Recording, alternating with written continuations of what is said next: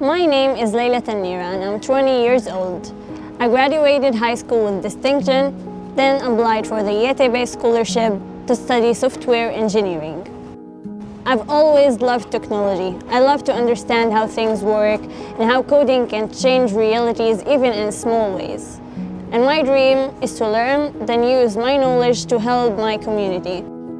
I'm Umaima. I'm 19 years old, from Gaza City.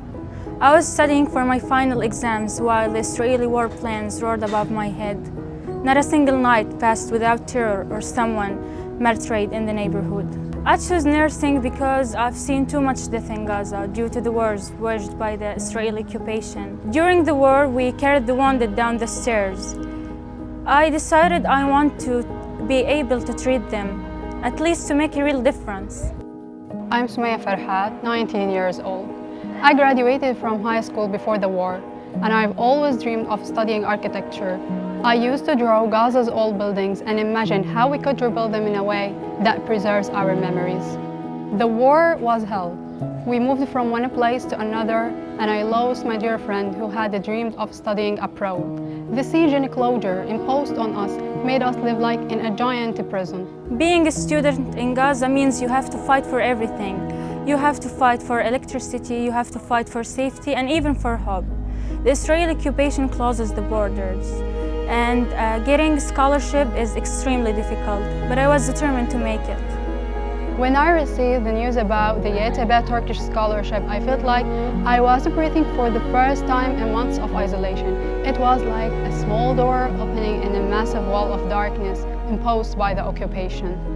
The YETE-based scholarship was shocking news, somewhere between joy and fear. Joy because it was a dream, and fear because I might not be able to leave Gaza due to the siege imposed by the Israeli occupation. For the first time, applying was a beautiful experience because it was like there is a real chance to escape the blockade and achieve my dream. I wrote my application under the sound of bombing and collected my documents during the power outages, but even through fear, I stayed determined. But after I submitted my application, everything stopped. The Israeli occupation closed all borders. Even if you dare to dream, even if you accept it, it doesn't matter because you remain trapped. Architecture to me isn't just about building, it's about restoring life. I want to learn how to rebuild a homeland, to bring beauty and memories back to our homes. Our entire generation living under bombing, under fear, and our dreams are delayed and sometimes broken. But this scholarship is the chance to save the dream. I try not to waste my time, and I try to use every single moment with electricity and internet to learn English and study programming and even try to prepare for any future opportunity. But sometimes I feel like I'm suffocated. It's not because I'm not capable, but because I'm not allowed to. Because Israeli occupation does not even control our lands.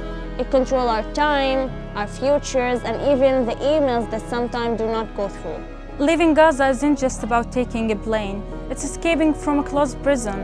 The Israeli occupation controls the borders, and our lives depend on a permit from our enemy. We're not numbers. We're not passing headlines because we're human beings. Gaza is not a prison because of its geography or its location. It's a prison because the Israeli occupation. I want the world to see us not as numbers. We are souls, we dream, and we suffer. The occupation doesn't just kill our bodies, but also kills our future. I don't see my future as limited by where I am.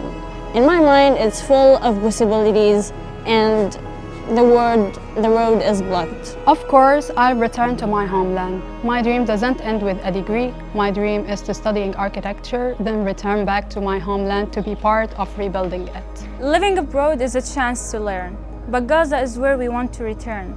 I will come back and help with treatment and relief.